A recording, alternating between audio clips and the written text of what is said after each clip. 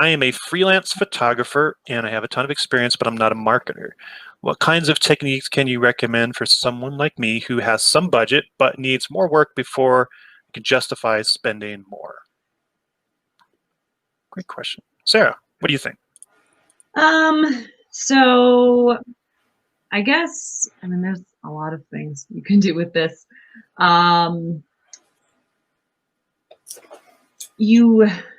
In short, you do want to create demand. So having your, okay, what's the word I'm looking for? How am I looking to describe this? Because this is such a big question. I guess. Well, there could be like a mix, right? Because, you know, with your marketing mix in this, I see there's a couple of different problems.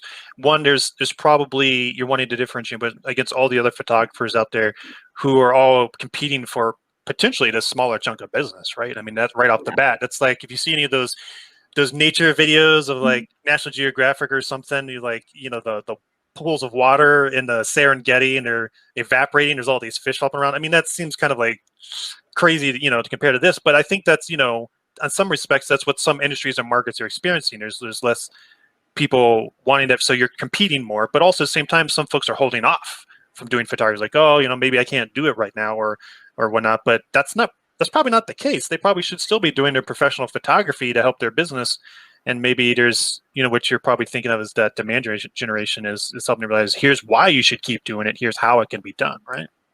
Yeah, and in that same respect, it is advisable that you do understand that not everyone needs every type of photographer also. So if you are a photographer, odds are more than likely, most likely, probably in every case, you do different types. And so you do want to segment that into different services and have different ads focusing on those different services, but then target those ads specifically to different audiences. So if you're doing wedding photography, you're going to have a much, much different audience than if you're doing office personnel photography, or if you're doing photography of people's family photos or Christmas photos or things like that.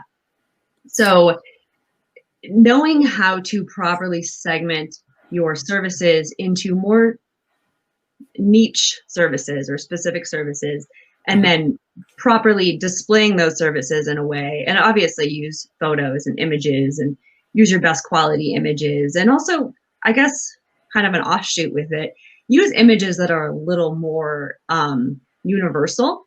If it's a very, very specific type of family photography, maybe use something a little more general that's going to appeal to a larger group of people. And if you are using something that's a little more specific and a little more odd, use it in a fun way where it gets people's attention. And that's kind of, again, going off on a little bit of a tangent, but targeting your services to the correct audience is your best way to go with that. Because, I mean, yeah. Kind of got a little overwhelmed with that question because it's such a big answer, but thank you. I have a couple thoughts. My gut is that Christmas it has a certain number of people that are crunching to also do their marketing, and that photography plays a role in that.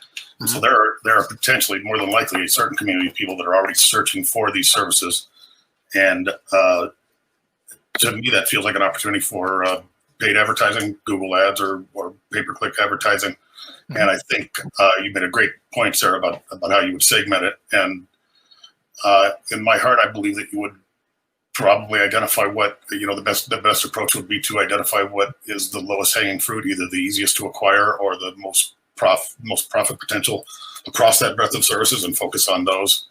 You know, given that he's talking about a limited budget and wanting to get some results out of it before the holidays and before the new year, that seems like it would make the most sense, that you could really crunch, throw some budget at it, get some leads, and if the ads are well targeted toward that niche that is yours, you know, really telling that story, you know, showing some fantastic, some fantastic imagery that goes with it. If we're talking about a display ad, which I guess is another possibility, that seems like probably the best avenue. And then I think the secondary area to focus would be preparing for the new year and being ready for whatever, you know, the types of photography that tend to be more corporate and non-holiday related. And that probably would be a secondary campaign. I think the immediate focus would probably be, if it were me, it would be to investigate whether there are opportunities leading into the holidays. Yeah. That was a great point about the potentials for partnering with companies in their own campaigns that they're doing, right? And one of the things I see a lot, and I've been there myself, is the whole DIY approach, the do-it-yourself approach. Like, everyone's like, oh, you got iPhone 10, it's got like 3 cameras on it, and there's so much you can do with that. I mean, are people going to even need photographers? And the answer is yes. It's always yes, because it never fails that the technology can only do so much. It's still not that great. When people try and do it themselves, they don't understand lighting. I mean, I'm not a photographer in my day job. I dabble a little bit on the side.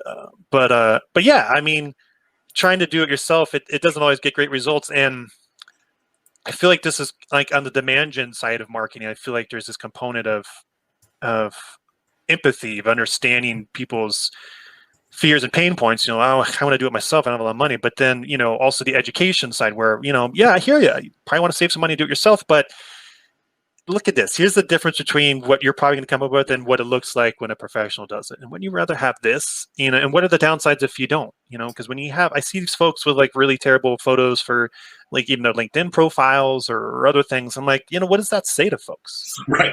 If you're getting like professional headshots. Yeah. I mean, does it mean you're not successful enough to better have a professional do it for you? Or are you just lazy? Or you not understand what professional looks like? I mean, there's a lot of things people might come away with.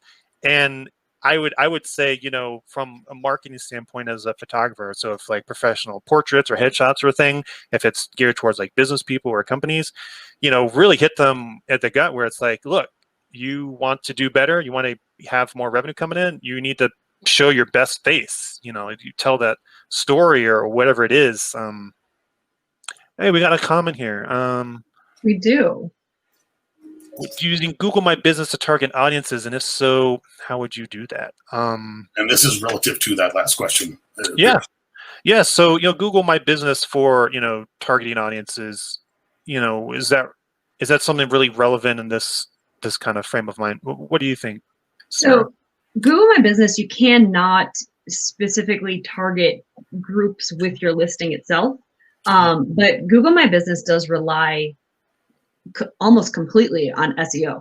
So if you're using the keywords for those target audiences within your description and within your specific services, because within the past, I think it's the past 2 or 3 years, Google My Business does allow service-based businesses to have specific services within their Google My Business.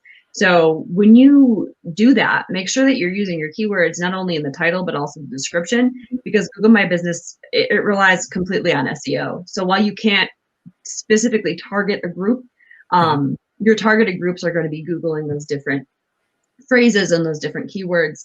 And then your listing is more likely to show for those keywords that people are searching. And then additionally, your reviews, make sure that, I guess not make sure that, but encourage your past customers to leave reviews and to talk about the types of services they received. Make sure that, or encourage them to use words like wedding photography or words like family photography and things like that, because your reviews also wrap into SEO quite a bit for your listings. And then additionally, your responses to those reviews also become an SEO, a piece of SEO.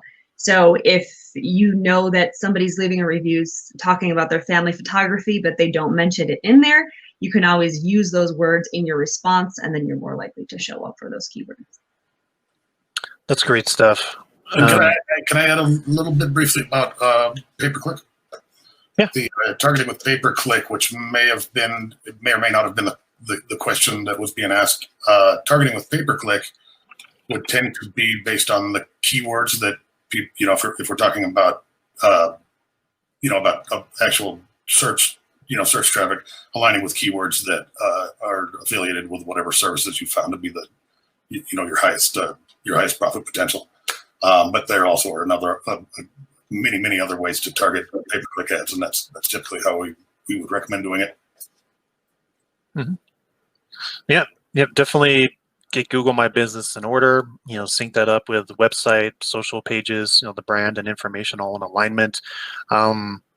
And, look for opportunities, reviews. That's a very good point. Making sure, if there aren't a lot of reviews on those platforms or on the website, get those up there, ask for them.